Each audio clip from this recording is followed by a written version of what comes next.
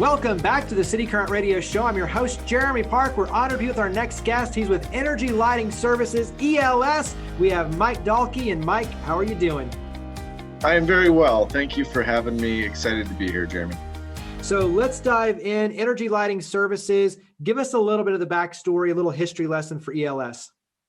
So the history lesson here is that Jason Duncan started ELS about 10 or 12 years ago with a business partner. And it's the stereotypical entrepreneurial story. He had an idea to sell LEDs. He was pounding the pavement, couldn't sell LEDs, and then got into a boardroom of a really large project. And they said, Jason, has anyone ever told you no to this before in a boardroom like this?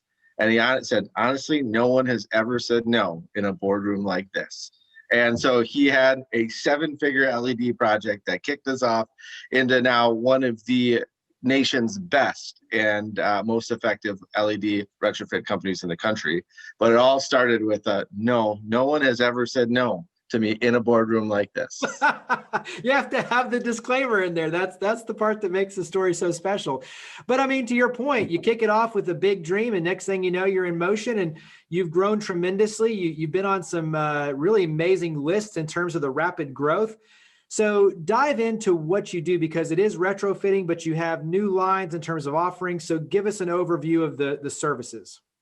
Yeah, so the short version of what we're doing is we have 3 legs of our stool. We felt like as an entrepreneurial company that we wanted to have the stability of having 3 legs versus just one. So one leg is lighting retrofits, where we're really selling cash flow. We're coming into a project that we have some lighting that's maybe 2nd, 3rd, 4th, 5th generation, and that we can completely change out the lighting and where with no cash out of pocket and actually increase the facility owner or facility manager's cash flow. So that's one leg. We're extremely good at that. We've done it across the country and some of the biggest projects in the country. The second leg of the stool is new construction. We're doing a music venue right now. We're doing some apartment complexes and senior livings where we are doing electrical contracting for new construction.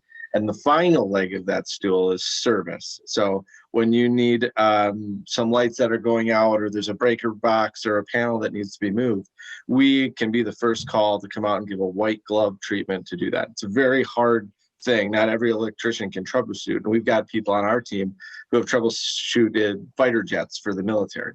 So the circuit breaker in your house, we can do that. Yeah, piece of cake.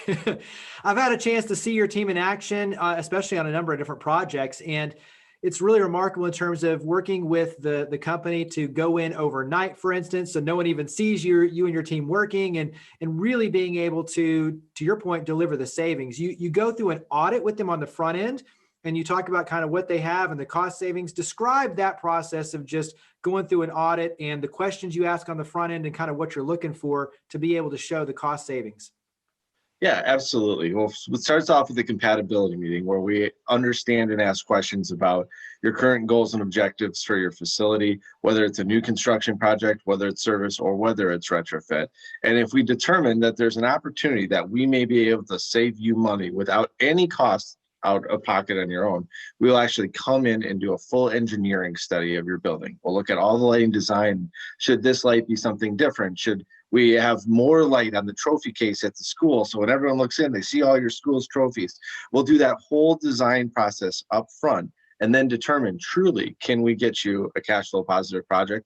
And then we present all that finding of that engineering study in one big package that says, this is what a truly beautiful lighting design will look like, and you don't need to put any money out of pocket for it.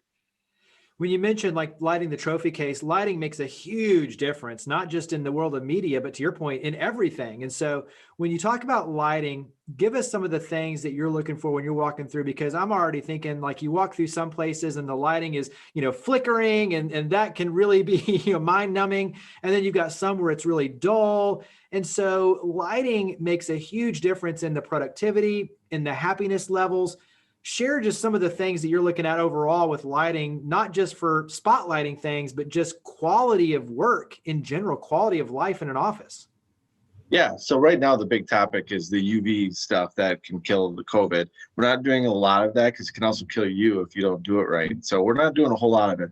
But some of the things we are doing is a lot of safety stuff around parking lots right now. So if your parking lot isn't lit up and isn't bright, there's a safety hazard there. And also just an appearance of your parking lot, man, it looks dingy there versus it's bright, it's lit up.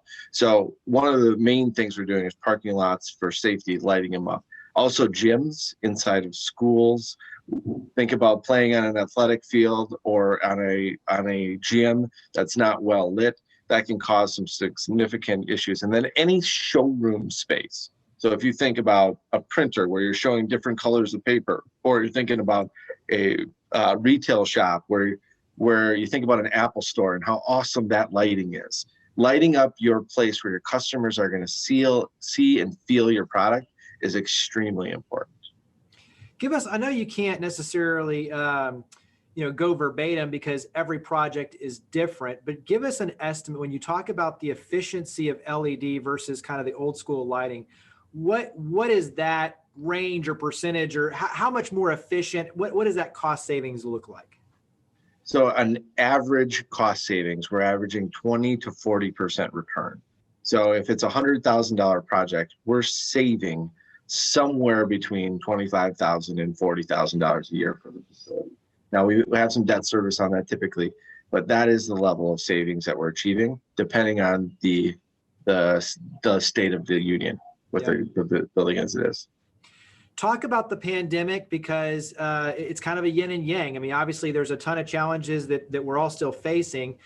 At the same time, though, I know that some projects are saying, hey, our employees aren't in, now's the perfect time to renovate. So what are you seeing on that side of just the business operations side with the pandemic and kind of where we're headed with this?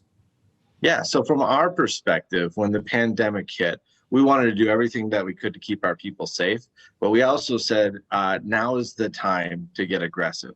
So we didn't sit back and say, well, let's wait this thing out. We said, we're going to act like a thermostat. We're going to set the temperature. We're not going to act like a thermometer and let someone else tell us what the temperature is. So we went out and got really aggressive towards government buildings or buildings that were empty. So we did a lot of schools, a lot of parking lots where there was no kids in the school. We were able to come in and do a complete refresh. Where there's nobody in the parking lot, we were able to do a complete refresh. So because we're a cash flow positive option, it didn't need a lot of cash to come out for us to do stuff. Now, didn't mean that some of the customers were still indecisive or taking their time to make decisions, but we were extremely aggressive saying, now is the time. We can do it more effective, more fast, everything, so that we can be in a position where you've got this project before kids get back in school or your parking lot fills up, those type of things. Yeah. Yeah, to your point, really using the time wisely to go ahead and get those projects done and so that they're ready once everyone fully returns is a huge advantage. What's a lesson that you and your team have learned during the pandemic? So when you look at everything that we've gone through, what's something that you think, hey, we've learned this during the pandemic, but ultimately it's going to make us stronger as an organization? Right before the pandemic, I was really blessed to read a book called Leadership in Turbulent Times by Dorrance Kearns Goodwin, one of my favorite authors of all time. And it talked about presidential leadership in a time of crisis. In general, always were pointing to act bigger, faster, those type of things. So we laid out a plan that was based on some of the principles in that book. But the number one thing that I think that we learned that is going to be awesome for us moving forward is that we wanted to have a plan that was dealing with reality as it is, not as we wish it to be, and then relentlessly execute on that plan. So instead of thinking, yeah, COVID will be done next week, or maybe it'll be done, we didn't care. We just said, here's the plan based on the reality as we know it today. And we're going to relentlessly execute on that plan. And we'll worry about 10 months from now later. So we broke it down into 90-day stretches, said for the next 90 days, here's our plan. Let's execute relentlessly and hard as possible. And then in 90 days, let's look up and say, well, what does the world look like now? Give me an example when you look at the 90-day plan. Give me something that kind of stands out to you as an example of something that you focused on. You said, if we focus on this, it's going to lead to this. So give me an example, kind of an illustration of something you put in that plan.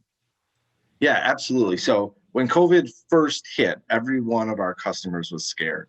They were, we're pulling back. We're not doing any money. So we went and said, hey, our job is to add value. Our job isn't necessarily to make a sale. So we want every customer we work with to know that we're more interested in a relationship than a transaction. So for 90 days, we didn't ask for one sale. We didn't ask for business once. What we did is called them and engaged them in their own future. That wasn't today, but was in the future. What are you most excited about going further? What are you learning right now? Questions like you're asking me, we were asking them. And then after that call, we said, hey, not going to ask you for business, but what's your favorite restaurant that you miss the most?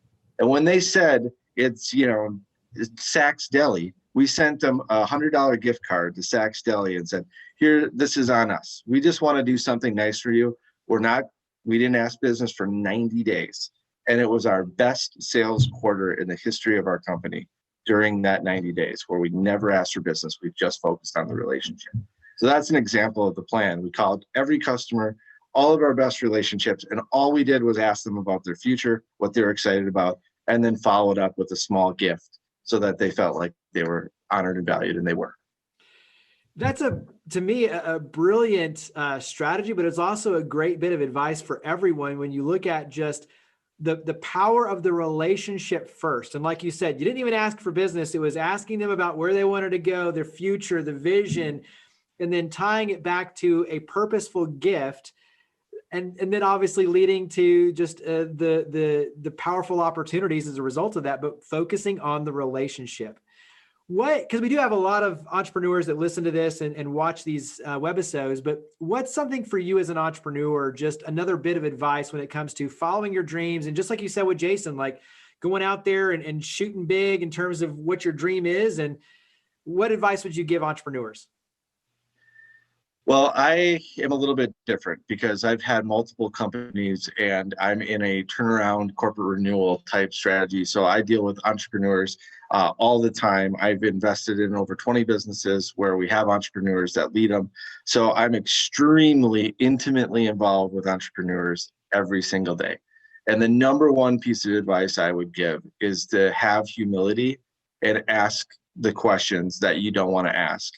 Don't be afraid to kick over the rock and look for the little squiggly worms that are ugly and nasty, but you got to deal with them.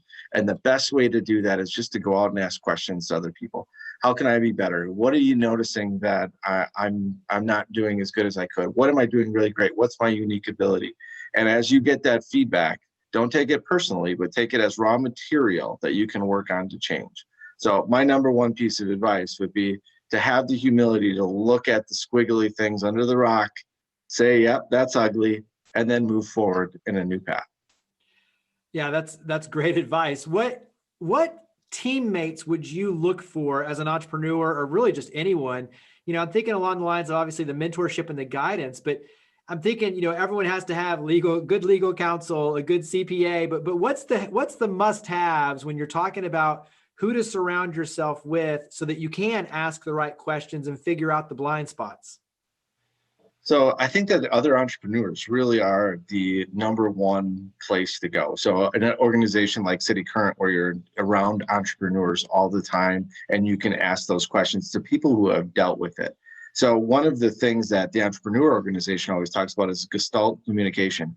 Only speak out of your experience, not your opinion. So if you can find people that have that experience already, they can say, hey, here's where I screwed up. I took a guy out who's one of my main business partners now, but he had a company that was ahead of mine by about 3 years. I took him out for Juicy Lucy Burgers in Minneapolis once every 6 weeks. And all I do is write down everything he was doing, copy it exactly, and do the same thing in my business. And we grew that company from 60,000 to 3.6 million in just a few years. So really just took everything he did. So I think finding entrepreneurs, getting in entrepreneurial circles, organizations like cityCURRENT, where you can ask people who have got the experience, not the opinion. Love it. So give me a big plan, a big vision for ELS. When you talk about 2021 and making this a great year, what does that look like for ELS? We are so excited about having 3 fully developed legs on the stool. We've got retrofit. We've always been awesome in that. We're well known across the country as the best in class for that. So now we're really working on the new construction service. On the service side of things, we have a white glove strategy. We are doing extremely well. It's growing 50% month over month. It is just tearing off. And on new construction, we are working on some super cool projects that are buildings you'll see around the Nashville area new music venues, and places like that, which is really exciting to point and say, hey, I was a part of that. It was really cool. Absolutely. So wrap up and share the website, social media, phone number. Where do we go to learn more about energy lighting services? The best place you can go is the website, which is energylightingservices.com, or for the electric service department, elselectric.com. Get a hold of us there. Phone numbers on it, and we're happy to help anyone who's got a need or we can add value to. Well, Mike, greatly appreciate it. Thank you for all you and your team do. Thanks for all the insight as well, and for coming on the show. Thanks, Jeremy. Have a great day.